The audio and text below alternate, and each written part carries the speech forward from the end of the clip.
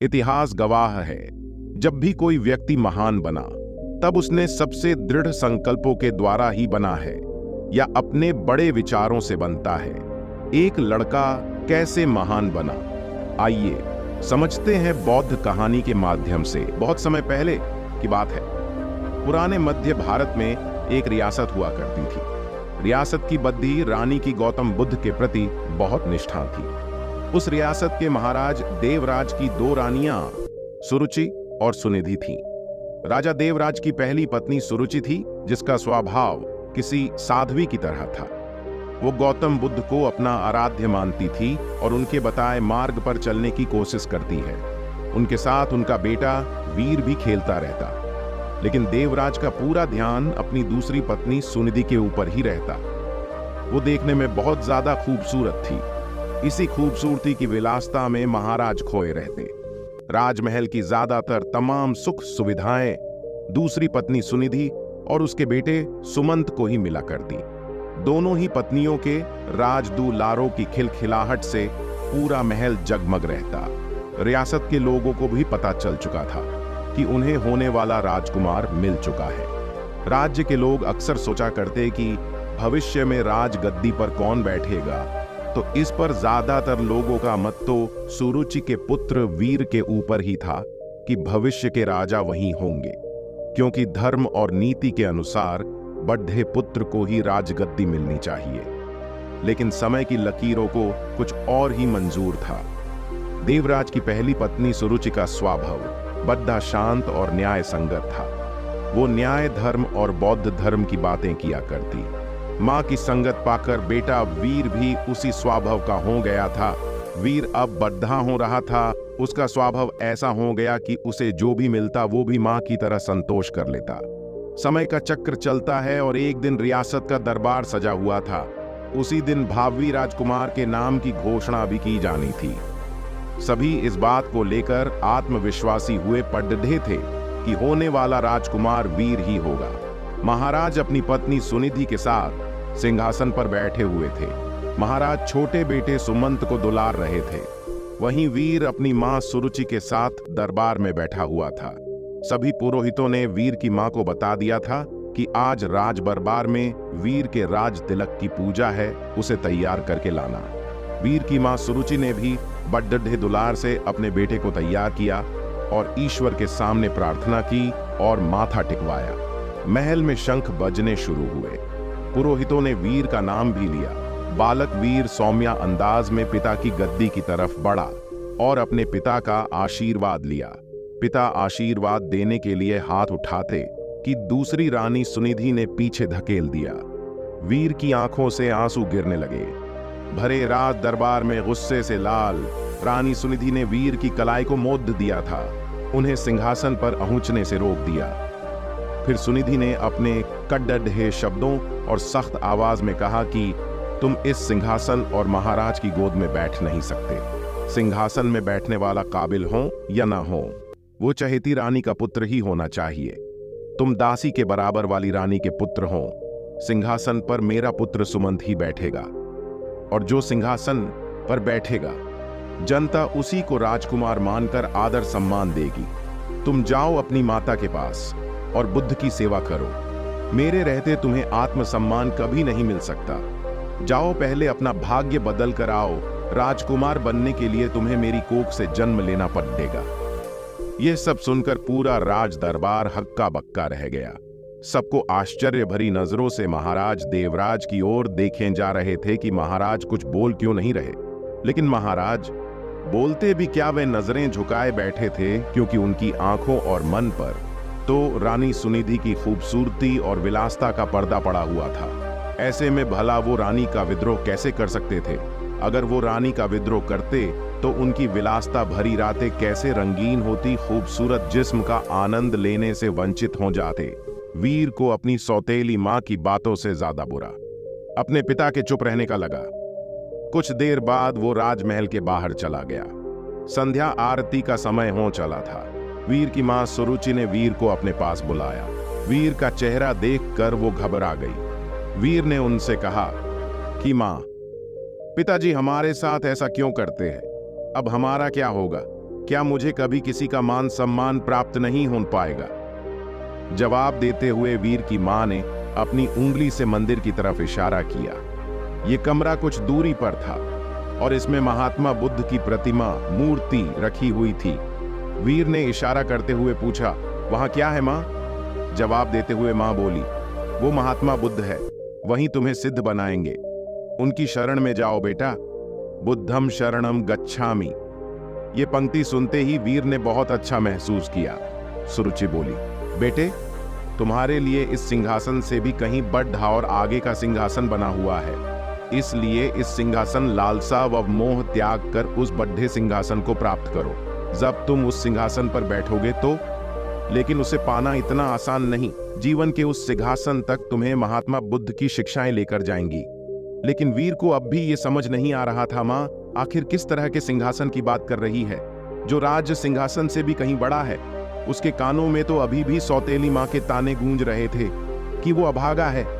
लेकिन वीर की मां ने देर नहीं की और उसे बुद्ध की मूर्ति के सामने लाकर खड़ा कर दिया और कहा कि अब सिर्फ महात्मा बुद्ध ही तुम्हारा कल्याण करेंगे। तुम उन्हीं के बताए मार्ग पर चलो, उनकी शिक्षाओं का अनुसरण करो, तुम्हें पता चल जाएगा कि जीवन का असली सुख कहां है। वीर ने मां से सवाल किया कि मां, क्या बुद्ध का स्थान पिता से भी बढ़कर है? वीर की मां ने मुस्कुराते हुए कहा कि महात्मा बुद्ध सबसे ऊपर है। मां की इस बात से वीर ने प्रेरित होकर कहा कि मां, अब से मैं बुद्ध जी की गोद में ही बैठूंगा, उन्हीं के बताए मार्ग व विचारों का पालन करूंगा। मैं कठिन से कठिन साधना करके उन्हें प्रसन्न करूंगा, इनकी शिक्षाओं को अपने जीवन में उतारूंगा। वीर ने बड़े दृढ़ निश्चय से कहा कि देख लेना मां, एक दिन बुद्ध मुझे अपनी गोद में जरूर बैठाएंगे। रानी सुरुचि अपने बेटे की इन मासूम बातों को सुनकर हैरान थी। मां ने वीर को गोद में उठाया और कहा कि पूरे मन से बुद्ध की बातों का अनुसरण करो। वीर भी गोद से उतरते हुए जवाब दिए कि आज से मेरे आराध्य बुद्ध हो गए हैं। कुछ ही दिन वीर बुद्ध की रोजाना नियमबद्ध उपासना करता हुआ ध्यान मग्न होने लगा। बुद्ध अब राजमहल छोड़ ढाने का फैसला कर लिया। जो लड़का कल तक अपनी मां के पल्लू में छिपा घूमता रहता था, वो आज महल छोड़कर जंगल जाने का फैसला ले रहा है। इतने बड़े फैसले और जीवन परिवर्तन से सभी हैरान थे और मां को भी चिंता हो रही थी। माता पिता को प्रणाम कर वीर अब बुद्ध ध्यान लेने जंगल की ओर निकल गया। महाराज देवराज को भी अपनी गलती का एहसास होने लगा, लेकिन अब भी वो कुछ न कर पाए। वीर बुद्धम शरणम गच्छामि शब्दों का निरंतर जाप करता हुआ अपने पथ पर निकल गया। कोसों दूर पहुंचने के बाद वीर की मुलाकात एक बौद्ध भिक्षु से हुई। वो एक कुटिया में रहा करते थे। वहां उनके कुछ शिष्य भी थे। वीर ने बौद्ध भिक्षु से ज्ञान मांगा और कहा कि उन्हें बुद्ध से मिलना है। इसके जवाब में बौद्ध भिक्षु ने महात्मा बुद्ध की कहानी बताते हुए कहा कि खुद को जान लेना ही बुद्ध को जान लेना है। लेकिन फिर भी वीर ने बुद्ध से मिलने की जिद नहीं छोड़ी। तब बौद्ध भिक्षु ने कहा, तुम अभी आराम करो, मैं कल सुबह तुमसे बात करूंगा। पूरी रात गुजर गई और वीर बुद्धम शरणम गच्छामि का जाप करता रहा। सुबह हुई तो वीर ने बौद्ध भिक्षु से फिर सवाल किया। भिक्षु ने जवाब में कहा कि अभी मेरी एक अंगूठी खो गई है, उसमें मेरी जान बसती थी, उसे खोज दो, फिर मिलवाता हूं। वीर पूरे मन से उस अंगूठी को खोजने में लग गया। सुबह से रात हो गई, लेकिन अंगूठी नहीं मिली। फिर बौद्ध भिक्षु ने वीर को दिया लेने के लिए कुटिया के अंदर भेजा। वहां पहुंचकर वीर ने देखा कि अंगूठी तो अंदर ही संभाल कर रखी हुई है। यह दृश्य देखकर वीर को बहुत दुख हुआ। उसने बौद्ध भिक्षु से कहा कि जब आपने अंगूठी को अंदर ही रखा हुआ था तो आपने मुझसे बाहर क्यों तलाश करवाया? इसका जवाब देते हुए बौद्ध भिक्षु बोले कि ठीक इसी तरह बुद्ध भगवान भी तुम्हारे अंदर विराजमान है, फिर भी तुम उन्हें बाहर क्यों खोज रहे हो? खुद को मोह, सम्मान, लालच, अपमान, क्रोध, क्रूरता, ईर्ष्या जैसे भावनाओं से मुक्त कर दो। किसी की बातों का बुरा मानना, क्रोध करना और किसी भी प्रकार लालसा मन से त्याग दो। बस इतना ही करना, फिर देखना बुद्ध तुम्हें तुम्हारे अंदर ही मिल जाएंगे। इसके बाद वीर जब यह भी समझ गए कि बुद्ध एक साधारण पुरुष से कैसे महात्मा बुद्ध बने थे, तब इसका उनके मन पर बहुत प्रभाव हुआ। वह बहुत प्रेरित हुए। वीर ने अब गहरे ध्यान में डूबकर बुद्ध की उपासना आरंभ कर दी। जैसे जैसे वीर का ध्यान गहरा होता गया, उसी तरह वीर को आत्मज्ञान की प्राप्ति होने लगी। एक वक्त ऐसा आया कि अब वीर के मुख का अद्भुत तेज देख लोग उन्हें महासंत कहने लगे। यह बात कुछ समय बाद मध्य रियासत तक पहुंच गई कि पर्वत की शिला में कोई बड़े प्रतापी तेजस्वी बौद्ध भिक्षु ध्यान में मग्न रहते हैं। राजमहल की तरफ से उन्हें बुलावा भेजा गया। रियासत की हालत ठीक नहीं चल रही थी, क्योंकि महाराज का दूसरा बेटा विलासता में बर्बाद हो चुका था। सुनिधि का हुस्न खूबसूरती भी उम्र के साथ ढल चुका था। वहीं दूसरी ओर वीर की समृद्धि दूर दूर तक फैलती जा रही थी। एक दिन था जब वीर को सिंहासन पर बैठने के लायक नहीं समझा गया था। एक दिन और आया, बौद्ध भिक्षु के रूप में वीर ने राजमहल में कदम रखा।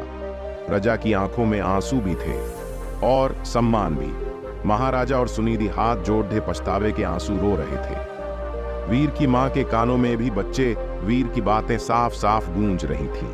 बौद्ध भिक्षु रूपी वीर ने सबसे पहले महात्मा बुद्ध की प्रतिमा को प्रणाम किया और कहा कि दूसरों की सेवा से बढ़ी कोई विलासता नहीं। कोई भी सिंहासन कोख से नहीं, बल्कि काबिलियत से तय होता है। वीर ने राज सिंहासन का त्याग कर दिया और त्याग करने के लिए मंदिर रूपी कमरे की ओर चलने लगे। वहां वीर को देखने वाले लोग महसूस कर पा रहे थे कि जैसे कोई शांति की मूर्ति चल रही हो। बुद्ध की शरण में जाकर एक साधारण सा बालक वीर सिद्ध पुरुष बनकर लौटा था।